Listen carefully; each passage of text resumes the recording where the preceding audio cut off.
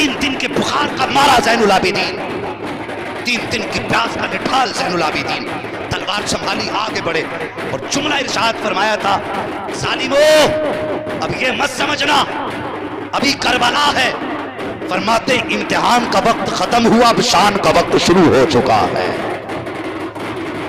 اگر اب کوئی آگے بڑھا، فرمانے لگے کہ بس 22,000 نہیں، پھر تو 22 لاکھ بھی کم پڑے گا۔ یہ کہہ کے جب کہا تھا پیچھے ہٹ گئے سب، اللہ اکبر، پھر مشیت الہی سے قیدی بنی۔ سنو کربلا کے قیدیوں کی کہانی سنو۔ جب یہ قافلہ چلنے لگا نا، قافلہ جانے سے پہلے ایک سردار آیا یزیدیوں کا، اس نے کہا سجاد، کہا کیا؟ کہا کل روانہ ہونا ہے، تیاری کر لو۔ آپ نے کہا تھا مسافروں کی کوئی تیاری نہیں ہوتی، جب چاہے لے چلو۔ تاریخ میں سب سے پہلے بیڑیاں امام زین العابدین کے پیروں میں پڑی ہیں۔ ہتھ گڑی امام زین العابدین کے ہاتھ میں سب سے پہلے ڈالی گئی، گلے میں توک ڈالا گیا۔ کیا تھا توک جانتے ہو؟ اتنا وزنی توک تھا کہ یہ سفر کربلا سے شام تک، مطلب دمشق تک ہوا۔ پورا سفر امام زین العابدین نے ایسے جھک کے کیا تھا اس کے وزن کی وجہ سے، جیسے نمازی رکوع کیا کرتا تھا۔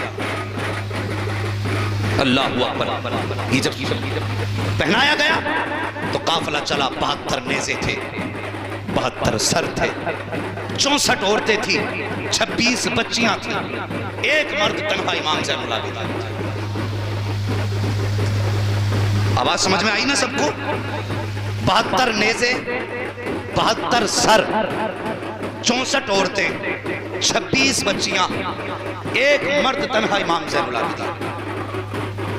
یہ قافلہ چلا کیسے؟ سب سے آگے امام حسین کا سر، ان کے پیچھے باقی شہیدوں کے سر، سب سے پیچھے نیزے پہ علی اصغر کا سر تھا، سب سے آگے قیدیوں میں حضرت امام زین العابدین پیدل تھے، حضرت سیدہ زینب اونٹ کی رنگی پیٹھ پر تھی، ان کے پیچھے 26 بچیوں کی سواریاں تھی، سب سے پیچھے سواری پہ حسین کی سکینہ تھا۔ آج وہ قیدی بنائے گئے ہیں جو قیامت میں ہم مومنین کی ماؤں کو دوزخ سے آزاد کرائیں گے۔ اللہ اکبر۔ آج ان کے ہاتھوں میں زنجیریں ہیں جو ہم گناہگاروں کی دوزخ سے زنجیریں کھلوا کے جنت دلوائیں گے۔ قافلہ چلا، عجیب منظر تھا جب یہ 13 محرم کو قافلہ چلا کربلا سے۔ کتنی محرم کو؟ 13 محرم کو جب یہ واپس آیا تھا نا قافلہ، 13 محرم کو چلا، سفر کرتے رہے، چلتے چلتے چلتے چلتے 27 محرم آ گئی۔ میں نے بہت سے واقعات چھوڑ دیے، بیچ کے بہت سارے واقعات چھوڑ دیے ہیں، بس کچھ باتیں۔ کتنی محرم آ گئی؟ 27 محرم آ گئی۔ 27 محرم کو جب یہ قافلہ شام کے وقت ٹھہرا، عجیب قصہ ہے یار ٹھہرنے کا بھی۔ جب یزیدی شام کو پڑاؤ کرتے تھے تو کہتے تھے پڑاؤ کرو، تو سارے خیمے لگائے جاتے تھے، لیکن نبی کے گھر کی شہزادیاں بغیر کسی خیمے کے تپتی ہوئی ریت پہ بیٹھ جایا کرتی تھی۔ اسی ریت پہ وضو بھی کرنا ہے، اسی ریت پہ قرآن بھی پڑھنا ہے۔ کون سا ظلم کربلا والوں کے ساتھ نہ ہوا؟ اسی حالت میں اللہ اکبر، فرش پہ سونا ان کے لیے عالیشان خیمے تھے، میرے نبی کے گھر کی بیٹیوں کے لیے سوائے آسمان کے کوئی شامیانہ نہ تھا۔ بیٹھ جاتی، لیکن اب سروں کو صندوق میں رکھا جاتا تھا، اس لیے کہ حکم تھا کہ سارے سر حفاظت کے ساتھ یزید کے دربار میں پہنچائے جائیں۔ سب سے زیادہ ضروری تھا حسین کے سر کو پہنچانا، تو جس سارے سروں کو صندوق میں شام کو رکھا جاتا، اور اس کے بعد امام حسین کا سر جس صندوق میں رکھا جاتا اس کو تالا لگایا جاتا، اس لیے کہ سب سے زیادہ اس دن اس قافلے کی نگرانی ذمہ داری حارث ابن العقیدہ کی تھی۔ وہ کہتا میں تھا تفتیشی آفیسر، چھان پٹک کرنا، جانچ کرنا میری فطرت تھی۔ کہنے لگا 13 محرم سے قافلہ چلا تھا، سب سو جاتے تھے لیکن حسین کی سکینہ نہیں سوتی تھی۔ جانتے ہو یہ سکینہ وہ ہے جس کا کربلا میں سب سے زیادہ نقصان ہوا ہے۔ سب نے کچھ نہ کچھ لٹایا ہے، لیکن سب سے زیادہ میرے حسین کی سکینہ کا نقصان کربلا میں، سب سے زیادہ اس کا خرچ ہوا ہے کربلا میں۔ حارث ابن العقیدہ کہتا ہے سب سوتے تھے لیکن میں نے کبھی اس بچی کو سوتے نہیں دیکھا۔ کہنے لگا میں سوچنے لگا آج دیکھو یہ بچی جاگتی کیوں ہے. اس نے کہا میری ڈیوٹی تھی, میں کرسی پہ بیٹھ گیا اور ایسے بیٹھا جیسے لوگ سو جایا کرتے ہیں. کہا میں نے آنکھوں کو بند کیا, کیا دیکھتا ہوں کہ یہ بچی دھیرے دھیرے چلتے چلتے میرے پاس آئی ہے. اس نے میری کرسی کا چکر لگایا, غور سے میرا چہرہ دیکھا. کہا 27ویں شب کی اندھیری رات تھی. اس نے یہ سوچا شاید میں سو رہا ہوں. بچی نے مجھے دیکھ کے کہا یا اللہ تیرا شکر ہے آج تو نے اسے سلا دیا ہے. کہا یہ کہہ کے بچی چلی ہے. میں دیکھ رہا تھا بچی کہاں جا رہی ہے. کہا بچی گئی سب سے پہلے اس صندوق کے پاس پہنچی ہے جس صندوق میں علی اصغر کا سر رکھا ہوا تھا. کہتا میں نے دیکھا بچی گئی, جانے کے بعد بچی نے صندوق کھولا ہے اور اس کے اندر سے وہ سر نکالا ہے جو حضرت علی اصغر کا سر تھا. بچی نے اپنے دامن سے بھائی کا سر صاف کیا ہے. اور صاحب عجیب رشتے ہوتے ہیں بہن اور بھائی کے. میں نے پہلے بتایا تھا اگر بھائی پیدا نہ ہو تو سجدے میں گر کے بہنیں دعائیں مانگتی ہیں, اگر پیدا ہو جائے تو ماں بن کے بہنیں پالا کرتی ہیں. اللہ اکبر, یہ وہی سکینہ ہے اور یہ وہی اصغر ہے. اللہ اکبر, نکالا ہے سر اور گود میں رکھا ہے. اس کے بعد دوپٹے سے صاف کیا, سینے سے لگایا اور سینے سے لگا کے کہا تھا اصغر سو جا. میں جھولا کہاں سے لاؤں, جس جھولے میں تم لیٹا کرتے تھے وہ جھولا کربلا رہ گیا ہے. اتنا کہتے کہتے حضرت سکینہ کی آنکھ میں آنسو آ جاتے ہیں. سینے سے بھائی کے سر کو لگایا. وہ کہتا میرا کلیجہ ہلنے لگا جب حسین کی سکینہ کو بھائی سے پیار کرتے دیکھا. کہا کہنے لگی اصغر تجھے کیا پتا ہے, جب بابا تجھے خیمے سے لائے تھے میں تنابے کی آڑ میں کھڑے ہو کے دیکھ رہی تھی. جب ہرملا نے تیر کا نشانہ لگایا تھا اصغر میں نے ہاتھ کا اشارہ کر کے کہا تھا ظالم میرے اصغر پہ تیر مت چلانا, اس نے تیرا کچھ نہیں بگاڑا ہے. کہا اصغر تجھے کیا پتا ہے جو تیر تیرے لگا تھا اس کا قد بڑا تھا تیرا قد چھوٹا تھا, جو تیر تیرے مارا گیا تھا اس کا وزن زیادہ تھا تیرا وزن کم تھا. یہ کہتے کہتے حضرت سکینہ نے اصغر کو سینے سے لگایا ہے.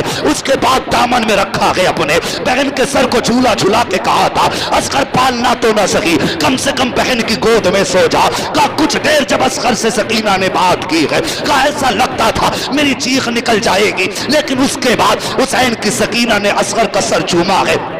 چومنے کے بعد پھر صندوق میں رکھ کے کہا تھا اصغر تو سو جا مجھے اکبر سے ملنا ہے, بڑے بھائی سے ملاقات کرنی ہے. کہا حسین کی سکینہ ہے. پھر اپنی جگہ سے اٹھی ہے اور اس صندوق کے پاس آئی ہے جس صندوق میں علی اکبر کا سر رکھا ہوا ہے. کہا اس نے آ کر کے بڑے پیار سے صندوق کھولا, آہستہ سے صندوق کھولا کہیں اس کی آنکھ نہ کھل جائے. یہ کہتا میں تو جاگ ہی رہا تھا. کہا بچی نے سر نکالا, بھائی کے سر پہ خون کو صاف کیا, زلفوں کو پوچھا, پوچھنے کے بعد ماتھا چوم کے کہا تھا اکبر مدینے جا رہی ہو, اگر سغرا پوچھیں گی تو کیا جواب دوں گی. اللہ اکبر کا اتنی بات کہی تھی. اور اس کے بعد حضرت سکینہ نے علی اکبر کو سینے سے لگا کے کہا تھا اکبر کاش تو نے باپ کی حالت دیکھی ہوتی. جب تم میدان کربلا آئے تھے تو بابا کے بال کالے تھے, لیکن جب تمہیں اٹھا کے لائے ہیں تو بابا کے سارے بال سفید ہو چکے تھے. اللہ اکبر. اس کے بعد جلدی جلدی کہا اکبر تم آرام کرو مجھے بابا سے ملنا ہے. اور یار عجیب رشتہ ہوتا ہے باپ کا بیٹی کے ساتھ. میں نے تو یہاں تک دیکھا ہے اگر بیٹی بہت خوش ہوتی ہے تب بھی باپ رو دیا کرتا ہے, اگر بیٹی غم میں ہوتی ہے تب بھی باپ رو دیا کرتا ہے. عجیب رشتہ باپ اور بیٹی کے ساتھ ہوتا ہے. ذرا سوچو تو صحیح. تجھے اس رشتے کے بارے میں ایک بات بتا دوں, باپ بیٹی کا رشتہ کتنا گہرا ہوتا ہے. سیدہ فاطمہ الزہرا عمر شریف ابھی 5 سال ہے, آپ ایک گلی سے گزر کے آ رہی ہے. راستے میں ابو جہل کھڑا تھا, اس نے میرے حضور کی شان میں گستاخی کی. تو ثاقب اگر کوئی باپ کو برا کہہ دے تو بیٹے تو برداشت کر لیتے ہیں لیکن بیٹیاں برداشت نہیں کر پاتی ہیں. اور پھر بیٹی بھی نبی کی بیٹی اور سیدہ فاطمہ. ابو جہل نے برائی کی ٹھہر گئی, کہنے لگی ظالم زبان کو لگام دے, میرے باپ کو جھوٹا نہ کہہ, میرے والد سچے ہیں تم جھوٹے ہو.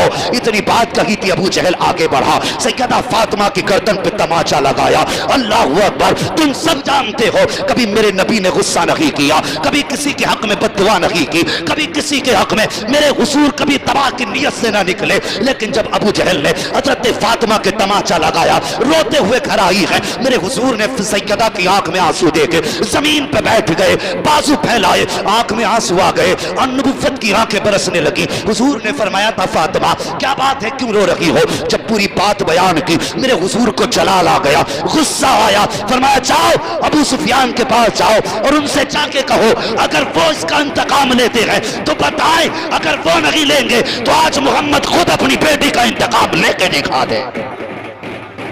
اللہ اکبر. اس کی تفسیر میں فرماتے حضرت فاطمہ کہیں ابو سفیان کے دروازے پہ اور جانے کے بعد کہا چچا میرے والد نے ایسے ایسا کہا. دشمن ہے بھی ابو سفیان کی. جب بیٹی گئی تو چہرہ نہیں بگاڑا, یوں بازو پھیلائے اور پھیلانے کے بعد حضرت فاطمہ کو گود میں اٹھایا, ابو جہل کے دروازے پہ لائے اور لا کے باہر بلایا اور فرمایا سیدہ بیٹی فاطمہ مار تماچے. اتنی بات کہی, حضرت فاطمہ کی آنکھ میں آنسو آئے, کہنے لگی چاچا ہمارے والد نے بدلہ لینا نہیں سکھایا, معاف کرنا سکھایا, معاف کرنا سکھایا. جب اتنی بات کہی ہم بدلہ نہیں لیں گے, حضرت ابو سفیان آگے بڑھے, حضرت فاطمہ کا ہاتھ پکڑا, اپنے ہاتھ سے 4 تماچے لگا. حضرت فاطمہ مسکرائیں, کہنے لگی جاؤ بیٹے بیٹی. حضرت فاطمہ واپس آئی, میرے حضور نے بیٹی کو مسکراتا دیکھا پھر رو دیے. میں نے کہا تھا نا باپ بیٹی کو تکلیف میں تو دیکھ کے پھر بھی رو دیتا اور خوش دیکھ کے تب بھی رو دیتا. فرمایا جاؤ, آ گئی, میرے حضور نے مسکراتے دیکھا پھر رو دیے. اب کیا ہوا پوری بات بتائی حضرت فاطمہ نے. میرے حضور نے نبوت والے ہاتھ اٹھا دیا, یا اللہ ابو سفیان نے میری فاطمہ کو خوش کیا ہے, یا اللہ اسے اس وقت تک موت نہ دینا جب تک محمد کی جھولی میں نہ ڈال دے. یہ ہے بیٹی اور باپ کا رشتہ. سمجھ رہے ہیں میری بات؟ یہ رشتہ ہے باپ اور بیٹی کا. حارث ابن العقیدہ کہتا ہے حضرت علی اکبر کے سر کو صندوق میں رکھا اور اس کے بعد حضرت فاطمہ حضرت سکینہ آگے بڑھی, کہتی دھیرے دھیرے آئی, آنے کے بعد پھر وہاں پہنچی جہاں پر حسین کا سر رکھا ہوا تھا. کہا اس صندوق کے پاس آئی, بیٹی بہت خوش تھی, کہا آج باپ کے چہرے کو چومنے کا موقع مل جائے گا. فرماتی ہے میں تم کو, حارث ابن العقیدہ کہتا ہے آئی حضرت سکینہ اور جب آ کے دیکھا صندوق میں تالا لگا تھا, کہ انہوں نے تالا لگا دیکھا بس آنکھ میں آنسو آ گئے, ہاتھ اٹھا کے کہتی ہے یا اللہ تو جانتا ہے 13 محرم سے 27 محرم آ گئی ہے, بیٹی پیدل چلتی آئی ہے, آنکھ بھر رات بھر آنکھ نہیں لگی ہے, اسی انتظار میں چلتی رہی ہوں, کاش کسی دن باپ کا ماتھا چومنے کا موقع مل جائے, کاش کسی دن باپ کا چہرہ چومنے کا موقع مل جائے. اے میرے اللہ آج اس میں تالا لگا ہوا ہے. کب بچی نے جب اتنا کہا ہے کب مجھے ڈر لگنے لگا, میں سوچنے لگا سکینہ کہیں میرے لیے بد دعا تو نہیں کر رہی ہے, اگر اس نے بد دعا کر دی تو پھر تباہ کر دیا جاؤں گا. کب میں نے کان لگا کے سنا تو کہہ رہی تھی یا اللہ جو یوسف کے لیے تالے لگے تھے وہ 7 تالے تھے, وہاں یوسف تھے, یہاں تیرے محبوب کی نواسی سکینہ ہے. یا اللہ تو نے یوسف کے لیے 7 تالے توڑے تھے, یہاں تو 1 تالا ہے. یا اللہ اپنے محبوب کی شہزادی سکینہ کے لیے تالے کا توڑ دے, یہ انتظام کر دے, مجھے باپ کا چہرہ دیکھنا ہے. کہ اتنی بات سکینہ نے رو کے کہی تھی کہ میرا جی چاہتا تھا کہ میں چابی نکال کے سکینہ کو دے دوں, لیکن پھر میں نے فیصلہ کیا کیوں دوں چابی سکینہ کو, سکینہ کوئی لاوارث تو نہیں ہے, میں جانتا ہوں کہ سکینہ وہ ہے کہ جس کا عرش والا خدا بھی وارث ہے, فرش والا مصطفیٰ بھی وارث ہے. کیا ضرورت چابی دینے کی؟ کہا میں نے چابی نہیں دی. کہا بھی ہاتھ نیچے نہیں آئے تھے. کہا جب سکینہ نے دیکھا تالا ٹوٹ کے پہلے زمین پہ آ گیا تھا. سکینہ کے ہاتھ نیچے بعد میں آئے, تالا ٹوٹ کے پہلے نیچے آ گیا. اور عجیب ملن تھا پھر باپ بیٹی کا. کون لکھے اس تاریخ کو؟ وہ کہتا 27ویں شب تھی, چاند بھی چھپا تھا, سورج تو تھا ہی نہیں, رات تھی. کہنے لگا اندھیرا تھا, جیسے ہی سکینہ نے صندوق کا ڈھکن کھولا کہتا پورے میدان میں ایسی روشنی نکلی جیسے کہ آسمانوں سے چاند زمین پہ اتر آیا. کہ میری بھی آنکھ کھل گئی کہ یہ اجالا کیسا ہے. میں نے یوں دیکھا کچھ نہ تھا, پھر دیکھا تو سر حسین سے یہ روشنی نکل رہی تھی. اور یار سچ وہ ہے جو سر چڑھ کے بولا کرتا, یہ صداقت تھی ان کی. دشمن کہتے کہ یہ روشنی حسین کے سر کی تھی. کہا پھر سکینہ نے گود میں رکھا باپ کا سر, صاف کیا, کرنے کے بعد چوما. بہت ساری باتیں ہوئی, اب میں باتیں انشاءاللہ کبھی پھر بتاؤں گا. بچی نے کہا بابا ایک بار تو اپنی بیٹی سے بات کر لو. حارث ابن العقیدہ کہتا اتنی بات جب سکینہ نے کہی لب حسین ہلے اور قرآن کی تلاوت جاری ہوئی. الذین اذا اصابتهم مصیبہ قالوا انا للہ وانا الیہ راجعون. کہا بیٹی پریشان نہ ہونا, پورے سفر میں حسین بھی ساتھ ہے, مدینے والا مصطفیٰ بھی ساتھ ہے. اللہ اللہ. پھر فجر کا وقت ہو چکا تھا. حضرت سکینہ نے کہا بابا اجازت دیں, نماز بھی پڑھنی ہے, قرآن بھی پڑھنا ہے. اللہ اکبر. یہ حسین کا گھرانہ ہے, یہ سفر ہے ان کا, مگر کوئی نے مجبور نہ سمجھ, مجبور مت سمجھنا، یہ سب کچھ لٹا کے بھی مختار رہے، سب کچھ لٹا کے بھی مختار رہے ہیں۔ حلب سے 12 میل پہلے ایک بستی آئی، یہ جب قافلہ جا رہا تھا، ابھی تھکے تو نہیں حضرت؟ اشارہ فرما دینا، ذرا بول دیں یا حسین۔ ابھی سارے نہیں بولے، پھر سلام ہی پڑھ لیا جائے، کوئی ضروری بھی تو نہیں ہے بھائی، ذرا سارے مل کے بول دیں نا یا حسین۔ آج میں چاہتا ہوں حضرت زینب کی مدینہ واپسی سنا دوں آخر میں، بس ذرا